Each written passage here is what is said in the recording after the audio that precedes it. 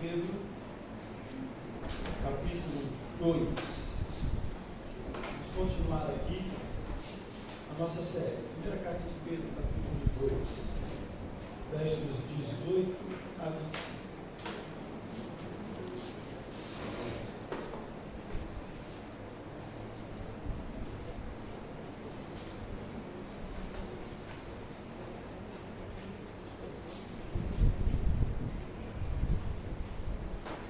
Servos, sede submissos, com todo temor ao vosso Senhor, não somente se for bom e cordato, mas também ao perverso.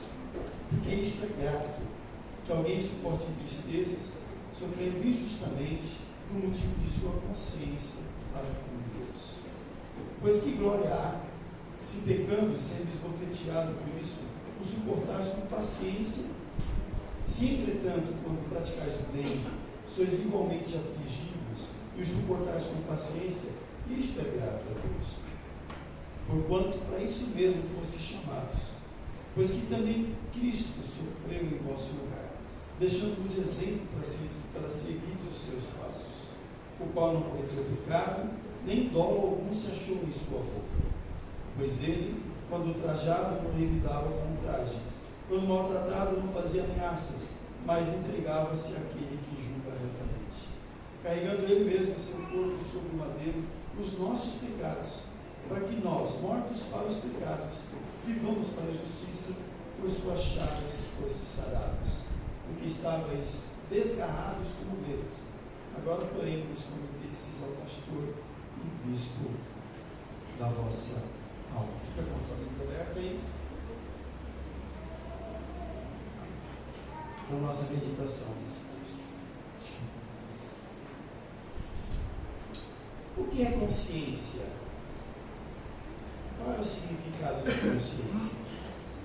Essa é uma das coisas mais importantes, e às vezes eu falo com alguns pais, e lá em casa também, na adolescência dos meus filhos, ainda hoje, eles estão na fase adulta, dependendo de algumas situações, circunstâncias, conversando com a Luísa, e a Luísa falava para mim, às vezes a gente tem que repreender, tem que disciplinar. Quando é que vai mudar algumas atitudes e comportamentos dos nossos filhos adolescentes? Ele dizia para a Luísa, quando eles tomarem consciência, quando eles perceberem de fato quem eles são, onde eles estão, vão tomar consciência. A criança muito pequena ainda não tem essa capacidade cognitiva de ter consciência de algumas coisas. Então, se você fala para o teu filho que fora de casa ele não pode fazer determinada coisa que ele faz em casa, você pode se preparar que uma hora ou outra ele vai quebrar esse mandamento. E aí eu vejo alguns pais que punem, que castigam os filhos. Tá, o castigo pela desobediência ele é válido, mas onde está a consciência? Você já percebeu que quando você faz isso, você está meio que esquizofrenizando o seu filho? Como é que pode aqui e não pode lá fora? Por que aqui pode e lá não? Como é que ele vai ter consciência disso? Aí nós pais é que não temos consciência de que os nossos filhos ainda não têm cognição para desenvolver essa consciência. Já os adultos precisam disso, já têm essa capacidade, a não ser que tem algum problema psiquiátrico, como a esquizofrenia, por exemplo, impossibilita o adulto de desenvolver. Qualquer tipo de perversão impossibilita o adulto de desenvolver a consciência madura e sadia. Ok? Então, consciência é muito importante. Uma palavra não muito usada no nosso meio da psicologia, os comportamentais, os psicólogos, são cognitivos comportamentais, eles não acreditam em consciência. Já o pessoal mais voltado para a psicanálise trabalha muito com essa questão da consciência. A consciência é o sentimento ou conhecimento que permite ao ser humano vivenciar, experimentar ou compreender aspectos ou a totalidade de seu mundo interior. Isso é consciência. Logo, é claro que uma criança pequena não tem condições de entender o seu mundo interior. Às vezes a criança fala coisas que é É legal você ouvir uma criança de 6, 7 anos falar assim para você: nossa, durante toda a minha vida, eu nunca tinha me deparado com algo assim. Essa vida de 5, 6 anos, né? Que para ela parece que é uma eternidade. Às vezes a criança diz coisas que nós achamos engraçadas, mas é que faz parte do desenvolvimento da criança. E às vezes alguém fala assim: nossa, às vezes a Larissa fala para mim, ela está trabalhando com crianças agora no comum, fala: nossa, tem uma menina lá que é mini adulto. Não existe mini adulto. Esse negócio não existe. Criança será sempre criança, dentro da sua fase de maturação. Okay? Dificilmente uma criança será um mini adulto.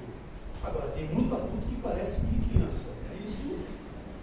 Isso é normal a gente entender.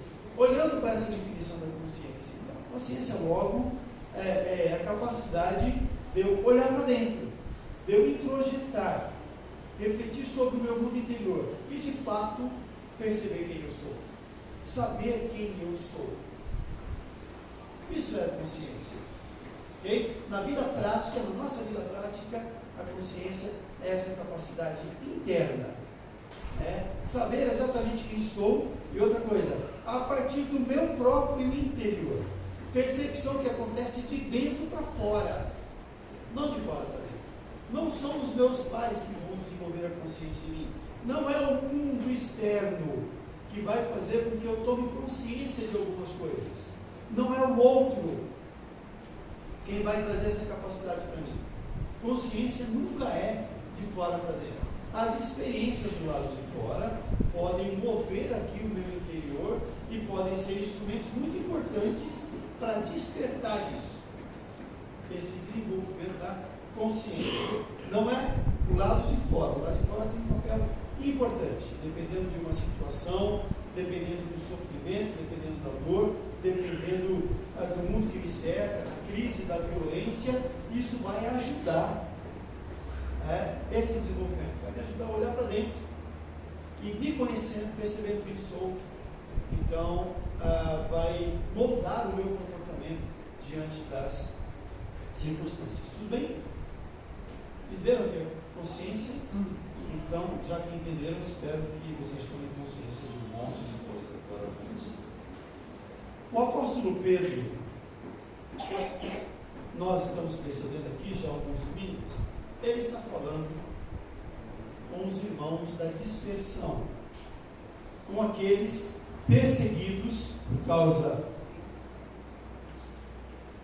do Evangelho, por causa da sua conversão, perseguidos injustamente por crime que não cometeram. Pedro está escrevendo para esses irmãos, mesmo sabendo das circunstâncias que cercavam esses irmãos. Pedro chama os crentes a uma imersão em seu próprio interior. Ele sabe das circunstâncias, mas ele apela à consciência cristã. Eu não nego, e você sabe disso, eu sinto muita falta de alguns corinhos. Hoje a gente canta músicas. Há um tempo atrás a gente cantava cânticos. Na minha infância a gente cantava corinhos, ou corinhos, né?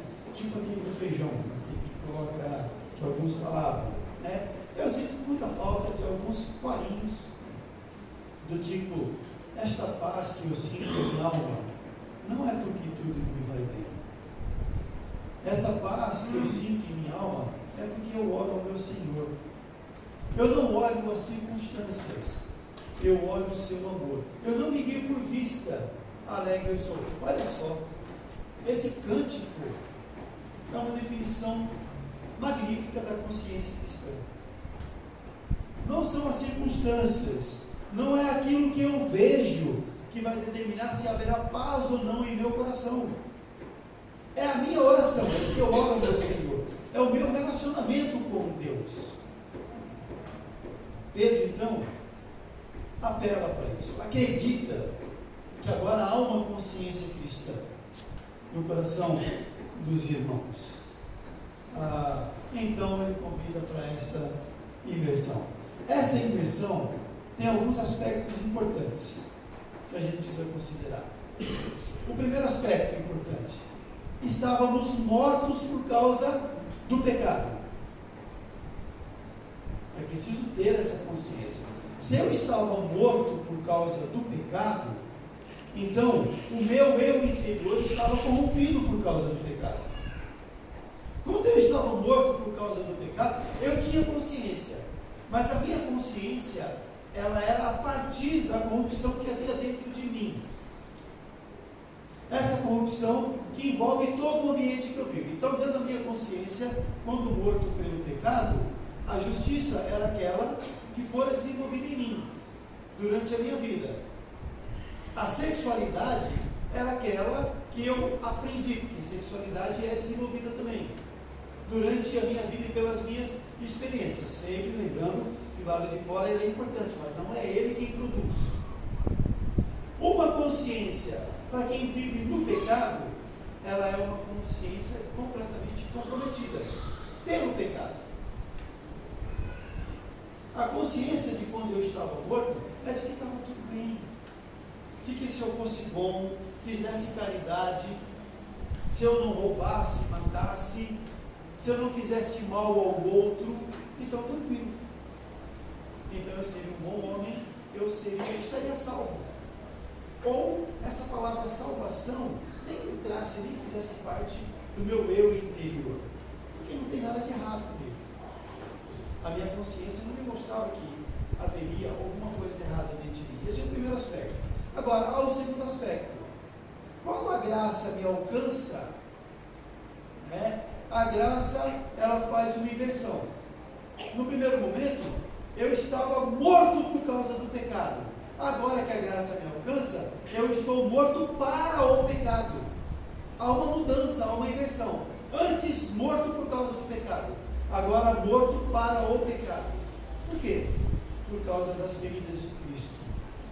Por causa do sofrimento de Cristo. Versículo 24, o apóstolo Pedro diz, carregando ele mesmo em seu corpo, sobre o madeiro os nossos pecados, para que nós, mortos para o pecado, agora mortos para o pecado, vivamos para a justiça, por suas chagas fostes sarados. Percebem essa mudança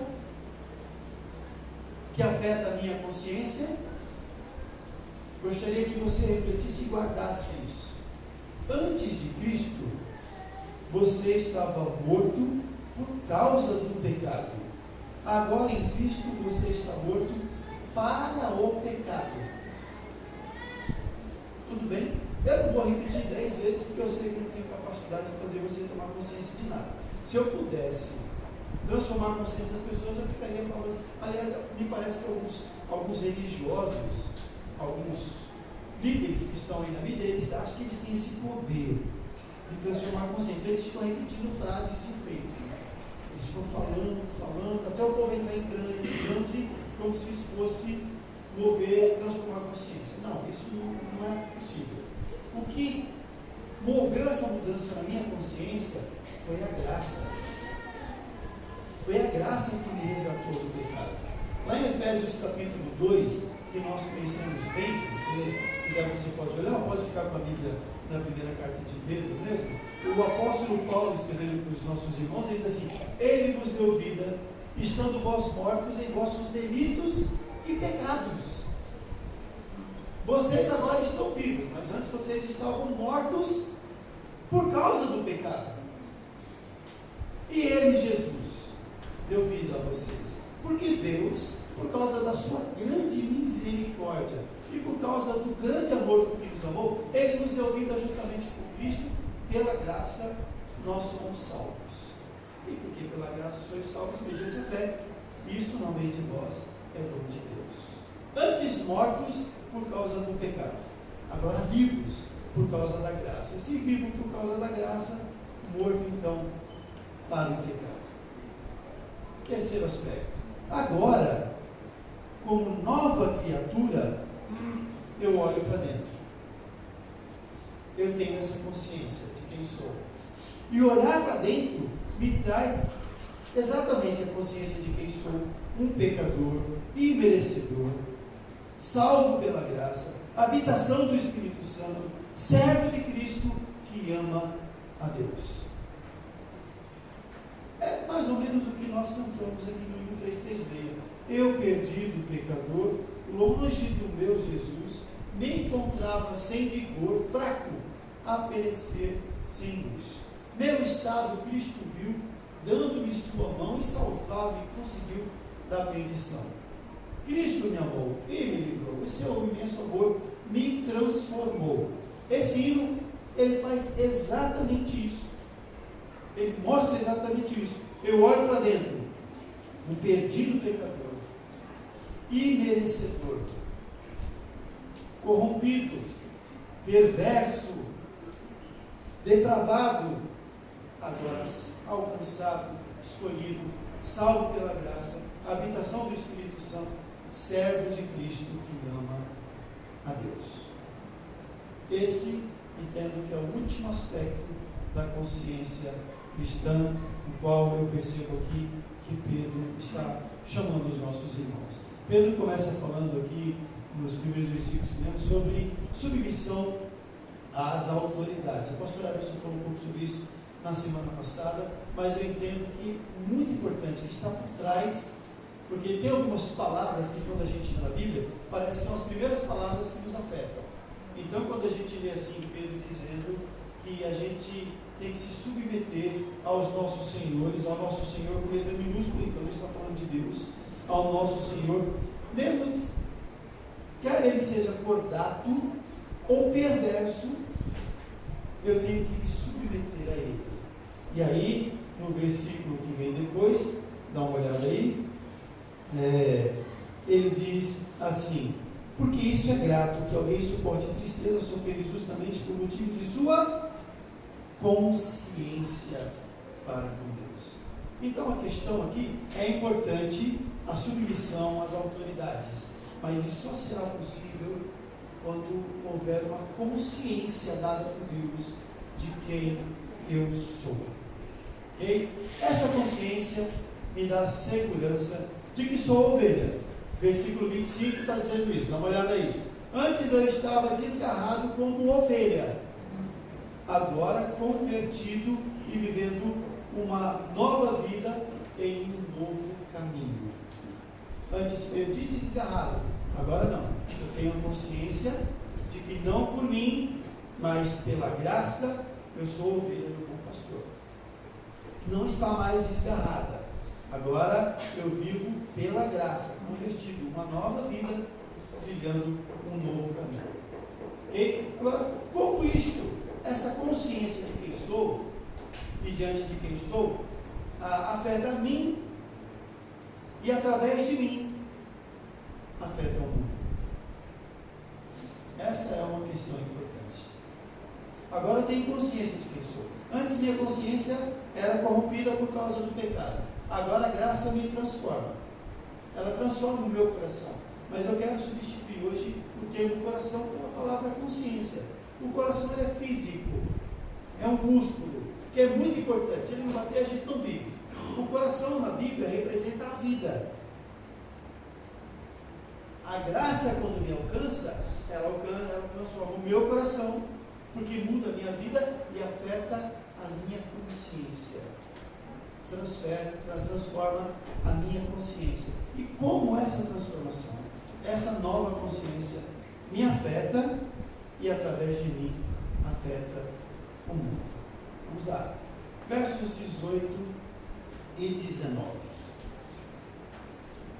A consciência de quem sou agora afeta as minhas relações humanas com Deus de tal maneira que eu serei submisso aos meus senhores, aos cordatos e também aos perversos. Suportarei tristezas, sofrerei injustiças e permanecerei de pé, não por causa dos meus direitos, por causa da minha bondade, do meu mérito, mas por causa da consciência que agora tenho de quem sou, filho de Deus por meio de Jesus. É isso que eu entendo que Pedro está dizendo aqui. Vocês vão viver a vida, vocês estão sofrendo, estão sendo perseguidos. Você tem aí um senhor que é cordato, o outro que é perverso. Vocês estão tristes por causa da perseguição, mas vocês permanecerão firmes, porque vocês sabem quem vocês são. Vocês sabem que vocês são de Deus. E quando a gente olha para a história da igreja, lá no início, desde os apóstolos, a gente vê como todos eles foram perseguidos e mortos, os mártires da história da igreja, pessoas que foram torturadas e foram mortas por causa da mensagem do Evangelho, por causa da sua fé. Uma senhora viúva, ela e seus filhos foram assassinados por causa do Evangelho. Muitos foram queimados. O Filipe está falando da reforma protestante à noite. Os reformadores da igreja foram perseguidos, torturados e mortos. Martinho Lutero, ele não foi morto porque ele era amigo de um cara muito importante lá, entre os políticos principais daquela época.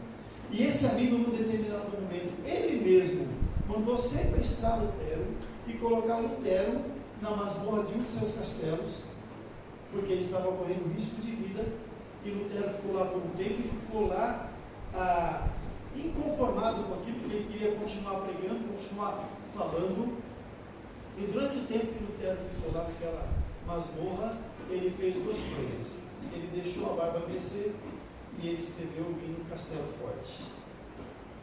O Castelo Forte é exatamente por isso, porque ele estava exilado na masmorra de um castelo, sequestrado para não ser perseguido e morto, e ele escreve: Castelo Forte é o nosso Deus, espada e bom escudo, com o seu poder ele cuida dos seus em todo o trânsito ao mundo. A força do homem nada faz, sozinho ele está perdido.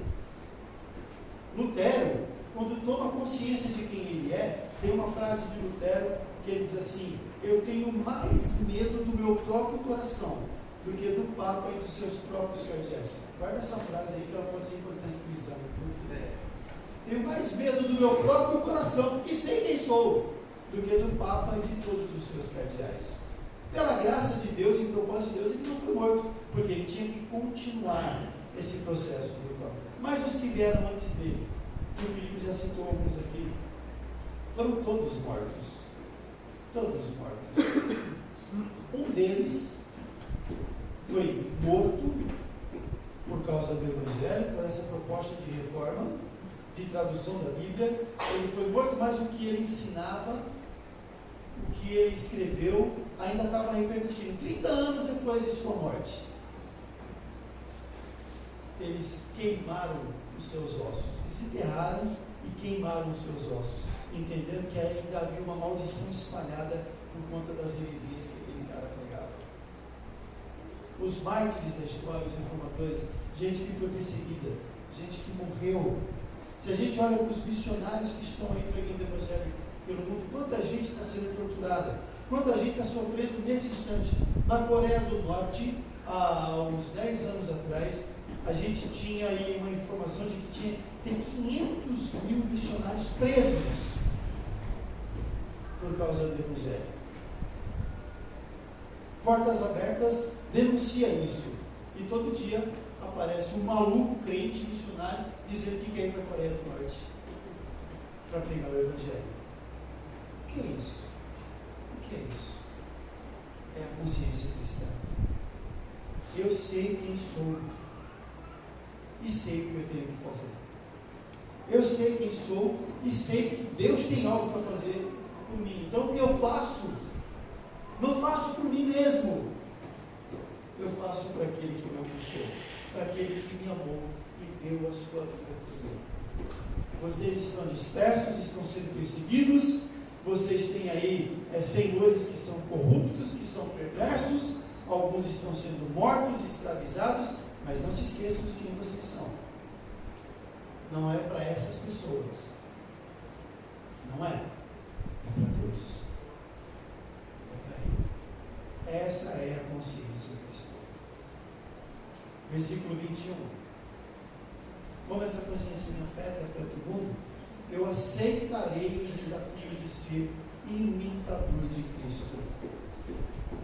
Esse é o desafio de Pedro aos nossos irmãos. E o que Pedro escreve aqui, no versículo 21, observem aí, porquanto para isso mesmo fosse chamados, pois que também Cristo sofreu em vosso lugar, deixando-vos exemplos para seguir os passos. Que exemplos? Isso me remete a Filipenses capítulo 2, versos 5 a 11. Tende em vós o mesmo sentimento que houve também em Cristo Jesus. Porque ele, sendo o próprio Deus, não levou em consideração quem ele era. Ele não julgou com usurpação quem ele era. Antes, ele a si mesmo se esvaziou. Ele se humilhou, tornando-se obediente até a morte e morte de cruz. Sabe por quê? Porque ele sabia o que ele tinha que fazer. Ele sabia que era o próprio Deus, que era o Deus encarnado. Ele sabia que tinha que morrer a nossa morte lá na cruz. O apóstolo Paulo chama a atenção disso e convida a igreja, nos convida a observar o que Cristo fez e a ter o mesmo sentimento que ele teve. Que sentimento é esse? De obediência, de prostração. E agora Pedro faz a mesma coisa. Diz a mesma coisa que o apóstolo Paulo. Nós temos exemplo. Jesus. Jesus que foi para a cruz, sabendo que seria castigado, que seria morto, que seria humilhado. Jesus, o nosso exemplo, aquele que deu a sua vida por nós. E assim, tendo a Jesus como imitador, eu vou desenvolver a minha salvação, viverei a minha salvação, olhando sempre para Ele, olhando sempre para a Bíblia, para a mensagem da cruz. Me preocupa muito quando eu converso com algumas pessoas que às vezes vêm pedir aconselhamento, vêm pedir oração. Pessoas, não aqui na igreja tranquilo, como diz o Fernando, aqui não, tem coisa que não acontece aqui, só de fora, mas conselhos que às vezes a gente vai dar para algumas pessoas, para alguns irmãos, para alguns clientes que sentam, e a gente começa a conversar, a pessoa expõe a sua angústia, e aí eu olho para a pessoa e digo assim, sabe, meu querido, você se lembra do que o apóstolo Paulo disse lá em tal livro?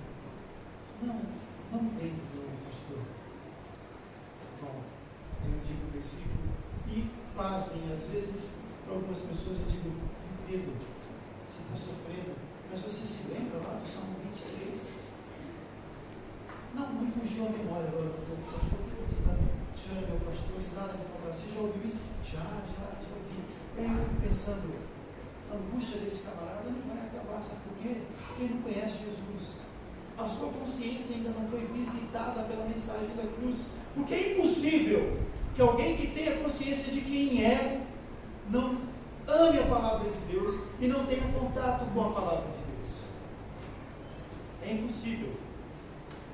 E quando a gente olha para as nossas gerações, e gerações mais velhas também, porque eu também sou tentado nesse sentido, pessoas que passam horas assistindo série no trem, no metrô, no trabalho, em casa, porque o Netflix te dá essa possibilidade agora, passar horas assistindo série e torcendo para que os bandidos sejam vencedores. Quem assistiu La Casa de Papel?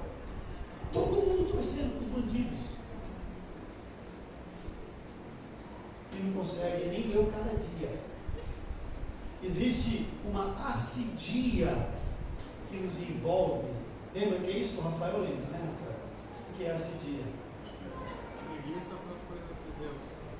Preguiça somente para as coisas de Deus.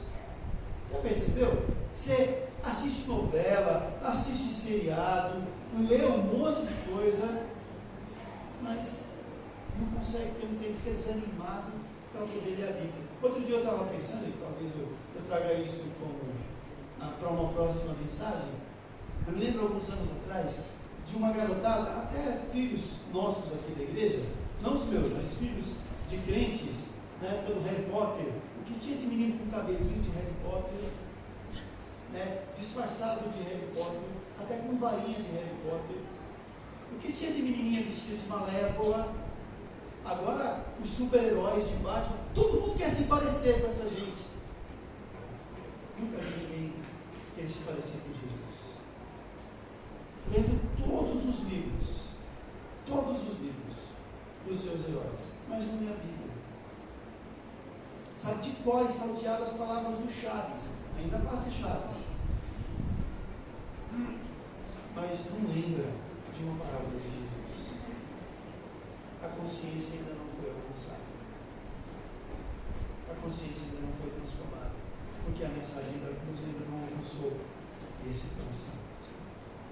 Versículo 30. Vamos ver o versículo 30. 30 não. Não tem o versículo 30.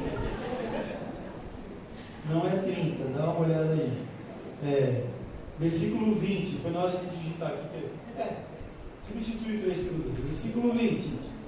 Pois que glória há, se pecando e sendo esbofeteados por isso, o suportais com paciência, se entretanto, quando praticais o bem, sois igualmente afligidos e suportais com paciência, isso é grato a Deus. Percebe o que ele está dizendo aqui? Sabe o que ele está dizendo aqui? Que é uma maneira que essa consciência vai me afetar. Eu não serei mais paciente em praticar o pecado. Porque tem gente que é paciente para dizer, ele até sofre, é esbofeteado, mas ele tem paciência. Com essa tortura que o pecado traz, continua praticando o pecado. Eu não serei mais paciente em praticar o pecado, procurando justificativas para o meu comportamento. E olha que existem várias justificativas. As tentações que me cercam, as injustiças que me acometem, os direitos que eu tenho direito, eu estou exercendo o meu direito, as enfermidades que às vezes me acometem, a depressão, algumas enfermidades psíquicas. Às vezes eu vejo algumas pessoas que, assim, pessoa extremamente agressiva, e alguém fala, não, está agressivo porque não está tomando remédio, está com dificuldade porque, assim, ainda não trocou a receita, esqueceu. Aí eu fico pensando, é muito importante tomar um remédio, para a gente manter o equilíbrio e a calma. Não sou contra o remédio, mas escuta, não existe remédio para respeito. Eu tenho que respeitar as pessoas, com ou sem remédio. A consciência de quem soube me faz olhar para o outro de maneira diferente. Não, por mais que eu tenha motivos que justifiquem o meu comportamento, eu não serei paciente em praticar o pecado. Vingança.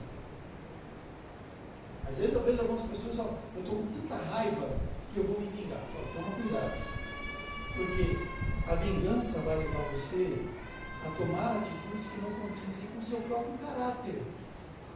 E aí depois que você tomar atitude, você vai sofrer, vai se arrepender e será tarde.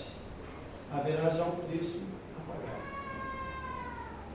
Então, eu não serei paciente em viver no pecado, por mais que haja motivo de fazer isso.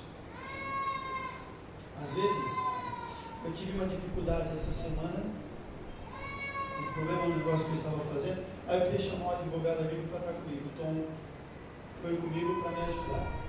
E aí o que nós percebemos é que chegando lá, para tentar resolver o problema, nós éramos esperados já. Eu disse que levaria o advogado comigo, nós éramos esperados já. Mas a impressão que a gente teve depois que a gente saiu de lá, né, Tom, é que eles esperavam duas atitudes nossas. Ou que eu chegasse pacientemente aceitando o que tinha acontecido, que era um engano, que estava ferindo os meus direitos, ou que a gente chegasse chutando o pau da barraca, xingando todo mundo, ofendendo todo mundo. A gente não fez nada disso. A gente chegou lá, sentou, ouviu pacientemente, conversou pacientemente, e no final nós fizemos a nossa proposta. E eles chegaram para me recusar. Isso que foi diferente do que se esperava. Nós somos conduzidos, às vezes, as circunstâncias nos conduzem a tomar atitudes que não condizem com o nosso caráter e com a nossa fé, com a nossa religiosidade.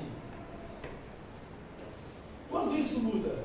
Quando a minha consciência é afetada, é transformada pela graça de Deus. Então, eu glorificarei a Deus quando for afligido por praticar o bem e viver uma vida de fé verdadeira em toda e qualquer circunstância. Por mais que eu seja afligido, por mais que eu seja ridicularizado, por mais que eu seja injustiçado,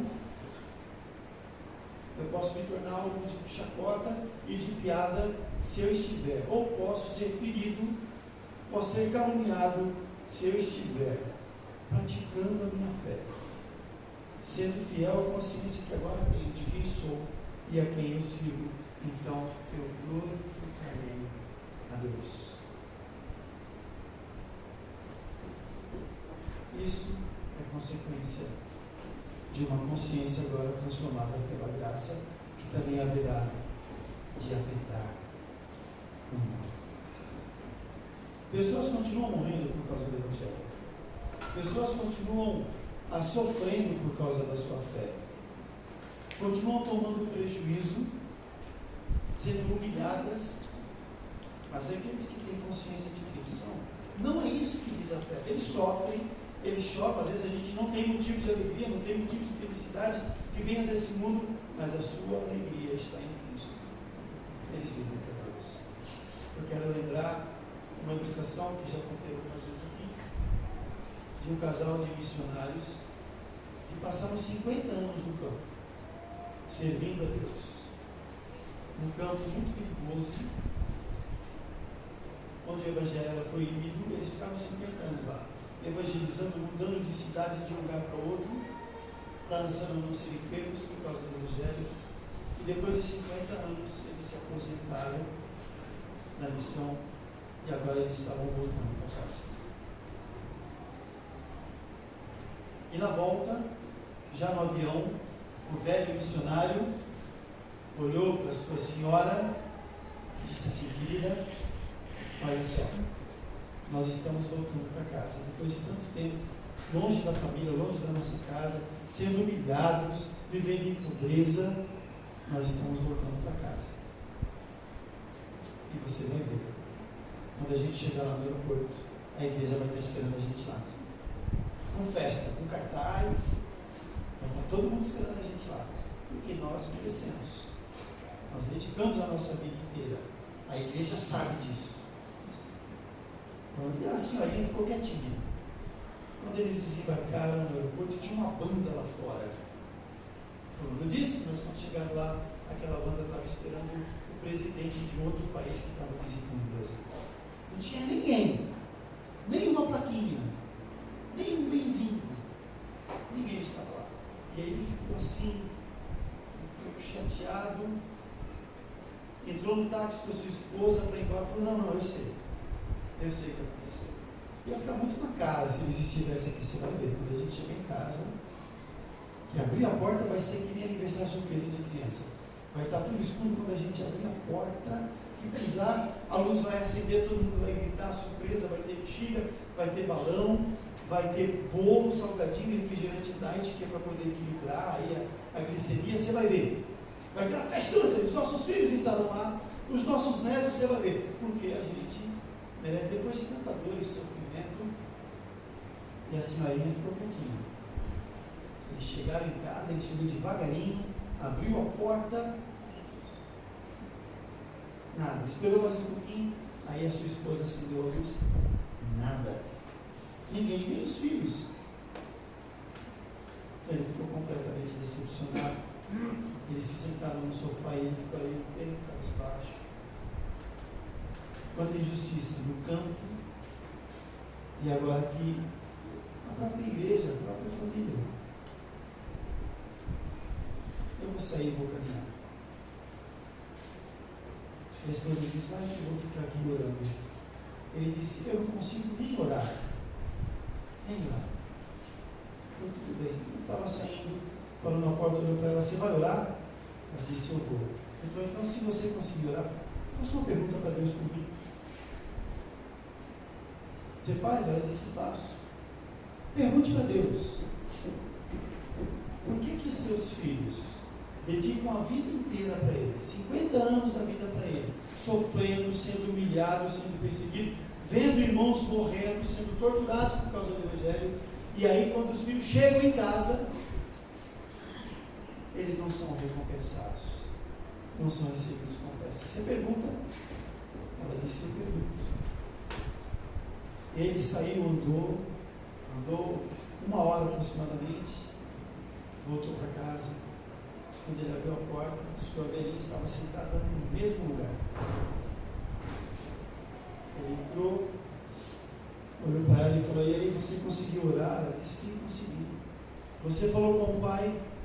Sim, eu falei. Você perguntou para ele por que os filhos dedicam a vida toda para ele, sendo perseguidos, humilhados, sofrendo por causa do Evangelho, e aí quando voltam para casa, não são recompensados, não são recebidos com festa? Ela disse: eu perguntei. Você perguntou? E ele te respondeu? Respondeu. E o que foi que ele te respondeu? A senhora olhou bem nos olhos do seu marido, e com os olhos marejados, ela olhou para o marido e disse assim, e respondeu: que nós ainda não chegamos em casa. Não voltamos para casa, porque a nossa casa não é aqui. A nossa casa é lá.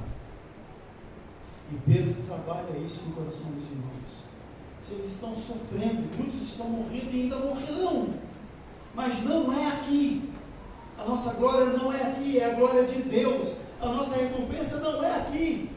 E os crentes estão correndo atrás de mérito e de recompensa, estão correndo atrás de reconhecimento. Não é aqui. Não é aqui. Nós ainda não voltamos para casa.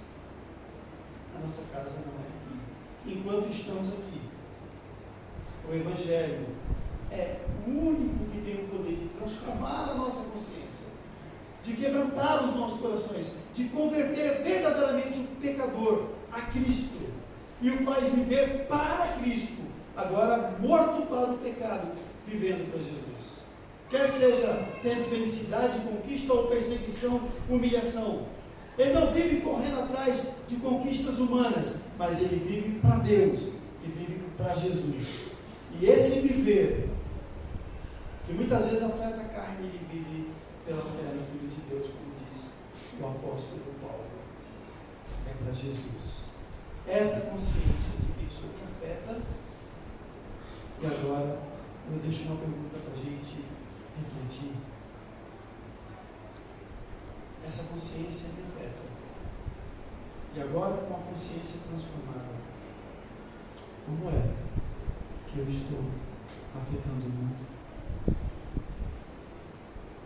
Como é que nós, Igreja Presbiteriana de Caieiras, afetamos o mundo?